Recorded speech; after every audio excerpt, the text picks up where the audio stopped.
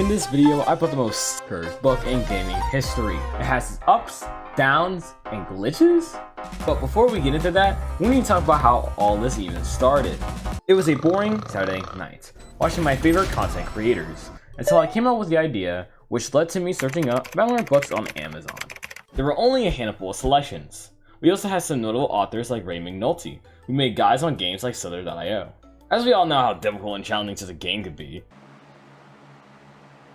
But we're not here for Ray McNulty, oh no. We're here for Kenny G. Chow. She published a Valorant book, and it's only the low price of $3, which is actually pretty cheap for a gaming book. And hey, there's a nice description for us to read about the book. If you're new to Valorant, it can be frustrating at times. Blah blah blah, our Valorant beginner's guide has 5 tips and tricks that will help you learn the game and become a better player. Okay, well, with over 180 pages, something tells me there's a lot more than just 5 tips and tricks. The cover of the book is a bit but you know what they say, never judge a book by its cover. Now, looking into the book, may I add to the fact that this book is around like a year old? That's why you're going to see something that doesn't make sense now. Like, the 2D character covered within the S class is Cypher. Now, don't ask me what the 2D part of that means, because I'm not entirely sure. Also, he isn't really S tier anymore. The book did get something correct though. Sage is still an S tier agent. Oh, and may I forget to mention that there are sometimes glitches within the text? Like, no, seriously, there is somehow glitched text in the book. I don't even know how that's possible. What, did the book just malfunction while the process of publishing? Anyways, we should probably get into the tips in this book. For example, in games like Valorant, aiming plays an extraordinarily essential function. Without appropriate accuracy, you won't be able to get correct consequences, which will lead up to problems for your crew. Okay, great. Good and equals good circumstances. Really wish I could have learned that sooner though. Wait.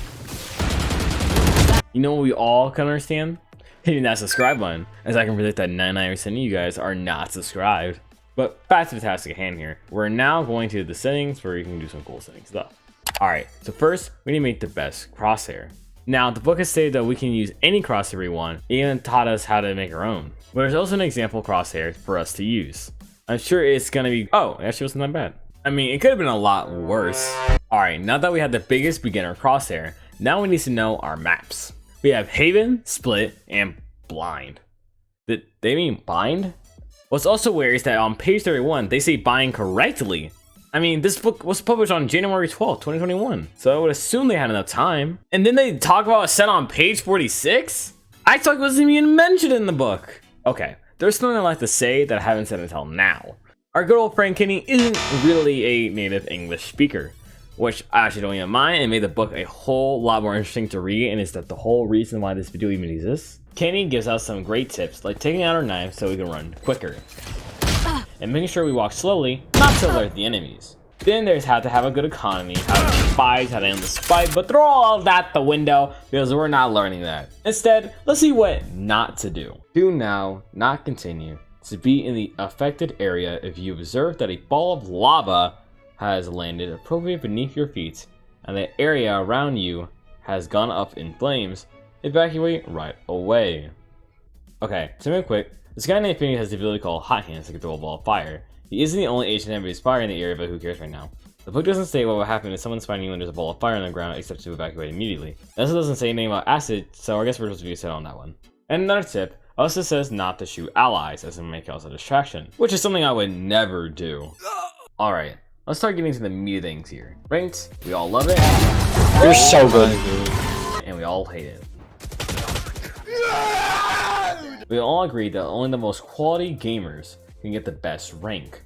What is that rank, you may ask? Radiant.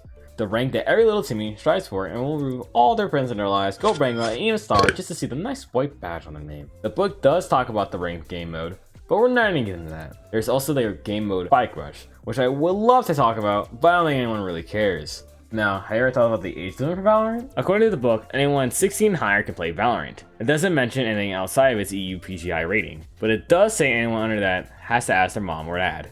In reality, who actually asks the parents that? I don't even think the parents themselves care. It further asks that whoever is under 16 may no longer have the ability to download the game, which would also mean all the 13-year-old prodigies shouldn't even be playing the game. Intending to read the pages talks about callouts, agents, guns, and more settings, which we're going to skip because I think we learned enough for today.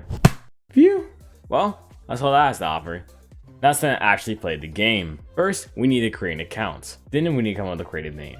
How about, what a great nick. Because the tutorial tweaked the settings and now we're actually in Valorant. Okay, so we don't have Cypher, the S tier agent, so we're gonna have to pick Sage as it was the other S tier agent. Now, I'm not gonna lie to you.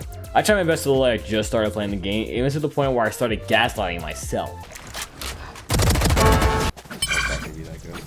Plus, it doesn't help that my teammates didn't seem to be buying it.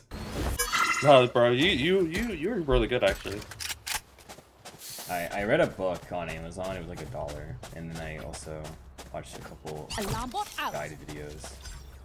Oh, okay. I was gonna say, like, you have like game sense. Time for a field test.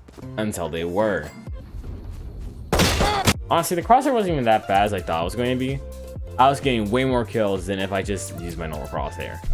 You know, maybe the book was on something after all. Sage is S tier. This crosshair isn't that bad, and communicating to my team is vital to winning games. So, as the first person to review this book, I like to write this. Good, but silly. Okay, see you in a month. Bye!